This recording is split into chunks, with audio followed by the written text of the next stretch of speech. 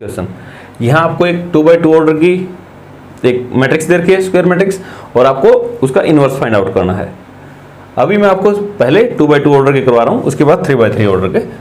तो A inverse का मैंने आपको लिखवाया था फॉर्मूला। तो ए इनवर्स के लिए क्या होता है, ए इनवर्स निकालना है तो adjoint A divide bye determinant A, इनकी आपको आवश्यकता पड़ेगी। डिटरमिनेंट ये भी आपको निकालना आता है, एडजॉइंट ये भी निकालना आता है, तो इसका मतलब इनवर्स तो आपका निकल ही जाएगा। तो सबसे पहले आपको क्या निकालना चाहिए, इसका डिटरमिनेंट। हो सकता है ये 0 आ जाए, अगर 0 आ गया तो आपको क्वेश्चन निकालना ही नहीं पड़ेगा। बताया था ना सिंगुलर और नॉन सिंगुलर। तो ए का डिटरमिनेंट, ये डिटरमिनेंट का मैंने साइन लगा दिया। निकालना है इसका 2 × 3 6 माइनस 4 × -2 -8, माइनस माइनस प्लस हो जाएगा 8 + 6 14। यहां पर आके आपको सिर्फ ये देखना है कि जो ये आपका आंसर आया है डिटरमिनेंट का, ये 0 है या नॉन 0 है, सिर्फ इस पे ही आपका क्वेश्चन डिपेंड होता है। तो ये आपका नॉट इक्वल टू 0, 0 के इक्वल नहीं है। मैं आपको याद कराने के लिए यहां लिखता हूं, सो ए इज नॉन सिंगुलर मैट्रिक्स, ताकि आपको सिंगुलर और नॉन सिंगुलर की डेफिनेशन याद हो जाए। क्या थी, ये नॉन सिंगुलर मैट्रिक्स है। सिंगुलर मतलब 0 और नॉन सिंगुलर नॉन 0, दोनों में ही नॉन लग जाएगा, आप याद कर लें इसको, नॉन सिंगुलर मैट्रिक्स। अब ये नॉन सिंगुलर मैट्रिक्स है तो इसका इनवर्स निकलेगा, या मैं कह सकता हूं that is A inverse exist. आपको सभी क्वेश्चनों में ये लिखने की जरूरत नहीं है, ये आप याद कर लें। मैं सिर्फ आपको सीक्वेंशियल बता रहा हूं कि ये नॉन 0 आया तो नॉन सिंगुलर है, नॉन सिंगुलर है तो उसका इनवर्स एग्जिस्ट करेगा, ताकि आप इसको याद कर लें। अब इनवर्स निकालने के लिए जरूरत किसकी है, डिटरमिनेंट और कोफैक्टर। डिटरमिनेंट हम निकाल चुके, तो कोफैक्टर निकाल के एडजॉइंट निकाल लो। कोफैक्टर ऑफ ए आर, अब इसके सभी कोफैक्टर निकाल लेंगे, क्या आ जाएंगे, मैं डायरेक्ट लिख देता हूं एडजॉइंट ए, जो आपको बताया था उस बेस पे आप देखें, इन दोनों एलिमेंट को इंटरचेंज करना था, यहां 3 यहां 2, आपको करके दिखाना है जैसे पिछले क्वेश्चन में करवाया गया था 3 2, और इन दोनों के साइन चेंज करने हैं। तो -2 था, यहां पे +2 हो गया, ये -4 हो गया। आपको कंप्लीट करके दिखाना है, ये मैंने डायरेक्ट शॉर्ट ट्रिक बताई है आपको। कंप्लीट कैसे करोगे, सभी कोफैक्टर निकालोगे, फिर उनका मैट्रिक्स में लिखोगे, ट्रांसपोज करोगे, ये आपका एडजॉइंट ए आ गया। फिर यहां आप लिखोगे क्वेश्चन में ही ए इनवर्स ये होता है, तो A inverse equal to adjoint A. Adjoint A अभी आपने मैट्रिक्स निकाली है, वो लिखा हूं 3 -4 2 2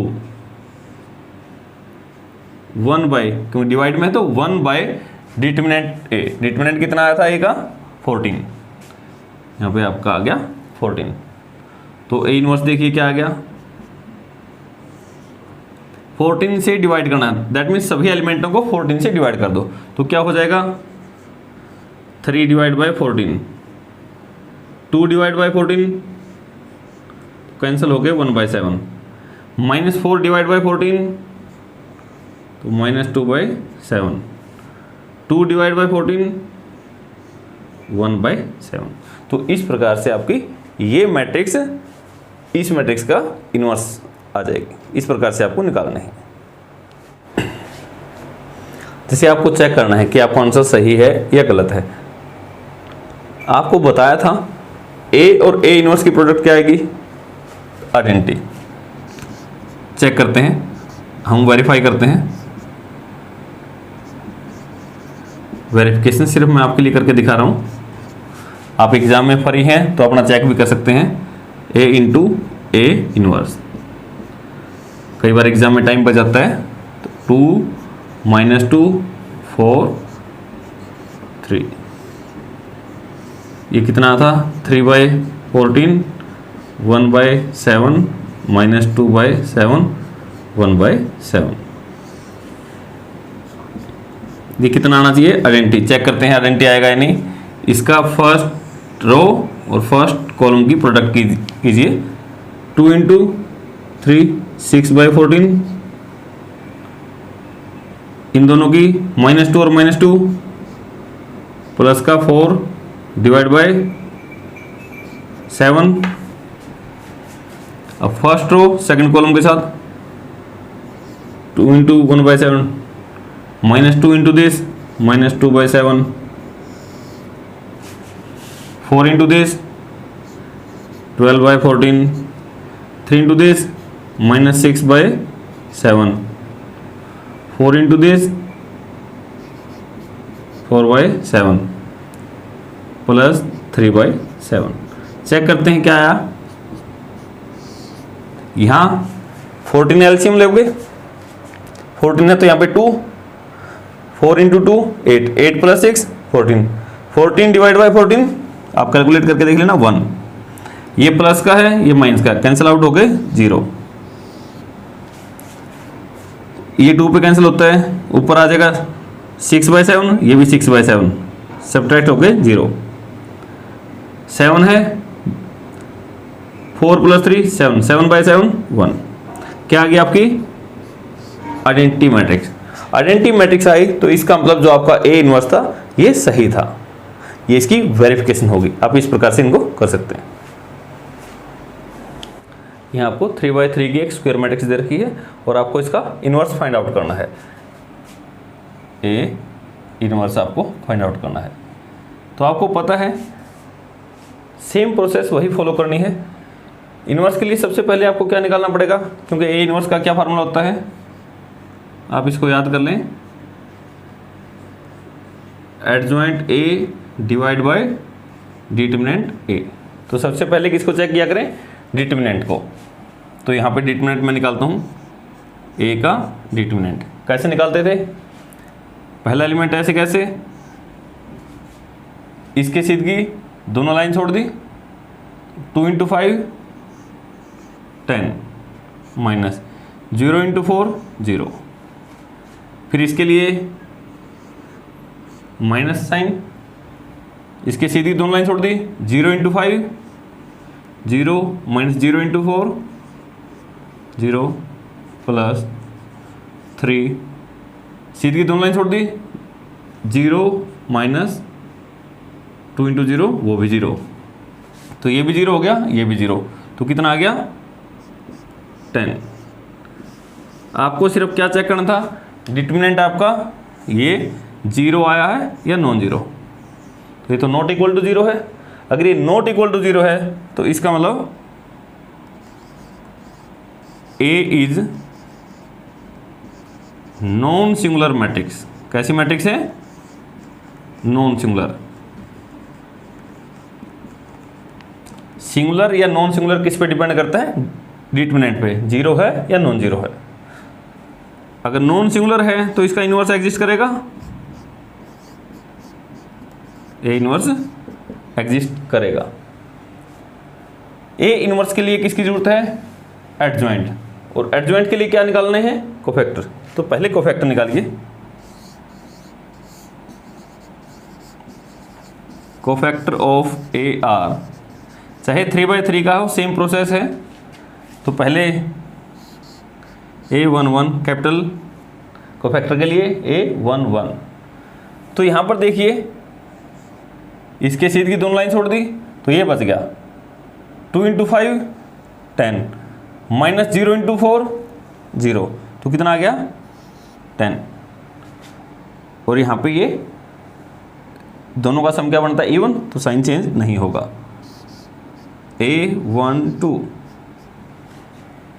A12 यहाँ पे 2 है, इसके सीधी दोनों लाइन छोड़ दी तो ये 4 एलिमेंट बच गए, 0 0 है, यहाँ पे 4 5 है 0। अब इनको डिटर्मिनेंट की तरह खोलते हैं, 0 की 5 के साथ 0 माइनस 0, तो कितना आ गया 0। A13 क्या आएगा, ये एलिमेंट है, इसके सीधी की दोनों लाइन छोड़ दी, ये आ गया, इनको खोलोगे तो ये भी 0। ये आपको कोफैक्टर निकालने आते हैं, अदरवाइज आप पिछली वीडियो देखिए। A21 इसकी सीधी की दोनों लाइन छोड़ दो, 5 इंटू 2 10 माइनस 0 10 आ गया, पर 2 + 1 3 ओड है तो साइन चेंज। इनको आप ध्यान से कीजिएगा। अगर आपको ये नहीं निकालने आते तो आप पिछली वीडियो में आप देखें A2 2, जैसे ये है, इसकी सीधी की दोनों लाइन छोड़ दी तो ये 4 एलिमेंट बच गए। 1 की 5 के साथ प्रोडक्ट 5 माइनस 0 की 3 के साथ 0, तो कितना आ गया 5। साइन चेंज होगा या नहीं? 2 + 2 4 नहीं होंगे। A2 3, ये एलिमेंट 4 है, इसके सीधी दोनों लाइन छोड़ दी तो 1 इंटू 0 0 माइनस 0, कितना आ गया 0। अब इसी तरह से A3 1, आप देखेंगे तो 3 1 तो ये है, इसकी सीधी दोनों लाइन छोड़ दी तो ये 4 एलिमेंट बच गए। 2 इंटू 4 8 माइनस 2 इंटू 3 6, 8 माइनस 6 2 आ गया। साइन भी नहीं चेंज होगा। धीरे धीरे प्रैक्टिस से आपको बहुत अच्छे से आ जाएगी। A3 2 ये एलिमेंट है, ये दोनों छोड़ दी, 1 इंटू 4 4 4 माइनस 0 4, इन दोनों का सम ओड पावर है तो चेंज होगा। A3 3 2 minus 0 2। अब वैसे भी ध्यान दें, चेंज किस किस का होता है साइन? साइन सिर्फ इन 4 एलिमेंटों का चेंज होता है, बाकी सभी में ऐसे कैसे रहता है, क्योंकि उनकी पोजीशन के हिसाब से उनका सम इवन बनता है। सिर्फ इन 4 का चेंज होगा। तो इस प्रकार से ये आपके कोफैक्टर आ गए 3/3 में। अगर ये कोफैक्टर आए हैं तो एडजॉइंट क्या आएगा? Adjoint A। सभी कोफैक्टर को इनकी पोजीशन के हिसाब से लिख लो। यहाँ पे 10 0 0 माइनस 10 5 0 2 माइनस 4 2। यहाँ तक करके भूल मत जाना, ट्रांसपोज जरूर करना है। ट्रांसपोज करने के बाद क्या आ गया?